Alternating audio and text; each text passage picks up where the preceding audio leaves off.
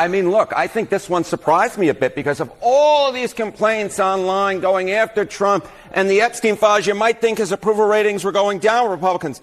If anything, they're going up. Republicans who approve of Trump, look at our CNN poll. The prior one, 86%. The one out this week, 88% were Republicans. How about Quinnipiac? The prior poll, 87% approve of Republicans. This week out, 90% with Republicans. If anything, Donald Trump's approval rating has gone up since this whole Epstein saga started. He is at the apex or close there too in terms of his popularity with Republican voters, Epstein files, complaints or not. You just proved that not everything online is real in real life. Who knew?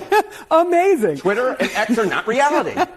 Is there any reason that you can find that this hasn't taken hold and hurt him? Yeah. I mean, on X, all you hear about is the Epstein files. But how about out in the real public? Republicans who said the top issue was Epstein case. The answer is one, and not 1%. One respondent. This is a great little finding that Ariel Edwards-Levy, who of course is part of our polling unit, found. Just one single Republican said that the nation's top problem is in fact the Epstein case. Not much of a surprise that therefore Donald Trump's approval rating has not suffered with Republicans because of the Epstein case. Because the bottom line is most Americans say it's not high up on their priority list. Well, it's sticking because it's salacious, because everyone has heard of Epstein, and they feel that they don't want anything to do with it. This is a bad guy, did bad things, and was never really held accountable for it. That said, your second story about what's going on in Washington is a much higher priority. When we ask the question, which do you care more about? The cuts and the accountability and what's happening in Washington, or this kind of salacious, scandalous information? They will turn to the scandal because it is attractive. It catches the eye and the imagination. But what do they care about? Immigration, prices, inflation, accountability, what Washington is doing. So I urge people as they look at this to understand and appreciate that this is one of the reasons why the public is so hostile to Washington.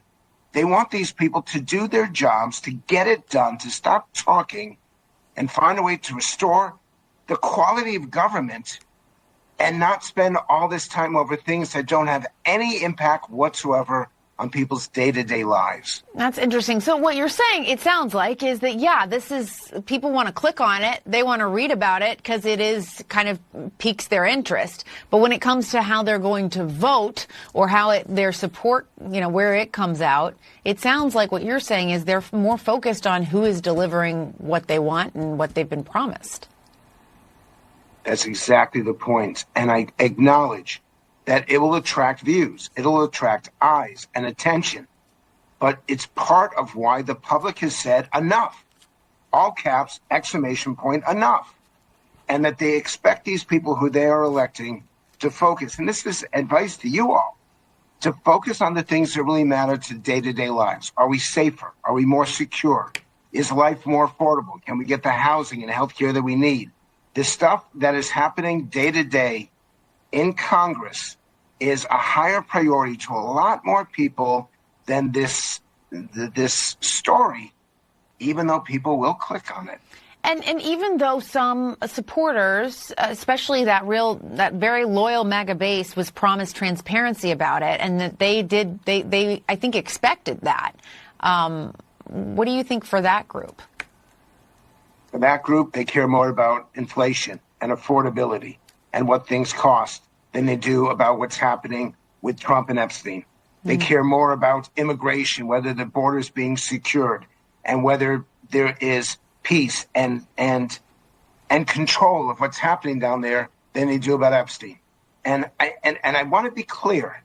I acknowledge that it will get you views. It'll get you ratings.